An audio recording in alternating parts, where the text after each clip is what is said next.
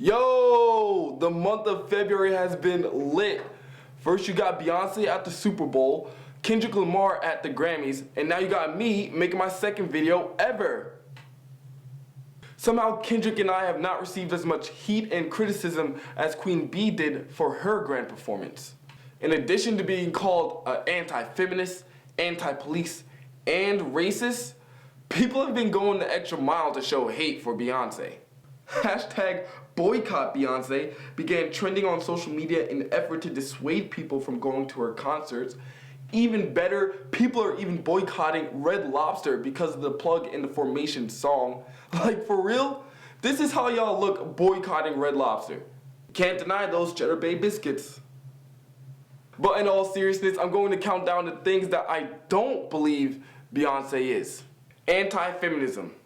Feminists alike are torn because they believe the lyrics inside of Formation are divisive among women, but I really don't believe that was Beyonce's end goal. You see, being a woman is just one part of Beyonce's identity that happens to intersect with her being black. Just because Queen Bee is deciding to empower a group of black women in this specific song, that does not mean that she's trying to disempower every other group of women. Anti-police. If you believe that Beyonce's performance at the Super Bowl was about anti-police as opposed to anti-police brutality, well then you just missed the entire point.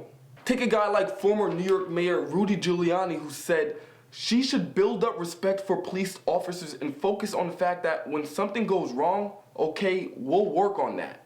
And my problem with that would have to be that things have been going wrong for years. Mr. Mayor, how about we stop trying to take a reactionary approach to a flawed system and start to proactively dismantle said flawed system and all the people who uphold it? Racist. This one baffles me the most simply because people of color can't be racist. First, I define racism as a system of oppression in which one group gains an advantage while another group suffers. There's not one place in the world today in which people of color are benefiting at the expense of white people. Therefore, reverse racism is just a myth.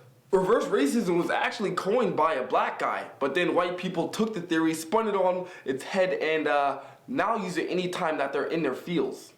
Which makes me believe that so many people are in their feels about Beyonce's performance because she used a massive sports platform to talk about political issues. Currently, there is no room for politics inside of sports. It's as if society wants athletes to entertain us and nothing more. They do not get to voice their ideas, their thoughts, and their opinions. And that's really dehumanizing. And that's why it really irks me when a global star like LeBron James, who supported Trayvon Martin and Eric Garner, has nothing to say about a 12-year-old boy who was shot and killed by police in his backyard of Cleveland, and no one was indicted. I believe LeBron James does have something to say. There's just something or someone in his ear telling him, don't. And that's unfair because sports and athletes are just as, if not more important and influential than music and artists. Heck, hip-hop helped elect our last president. President is black. The space for politics in sports is not going to be given to athletes, it has to be taken.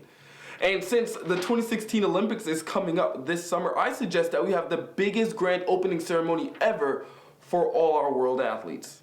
Invite Beyonce, Kendrick, J. Cole, Lauryn Hill, Tupac's hologram, Kanye. Wait, don't invite Kanye. Leave him and his Twitter fingers at home.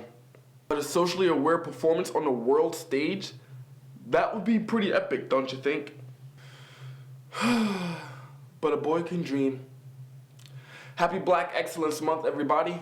Enjoy the rest of your February.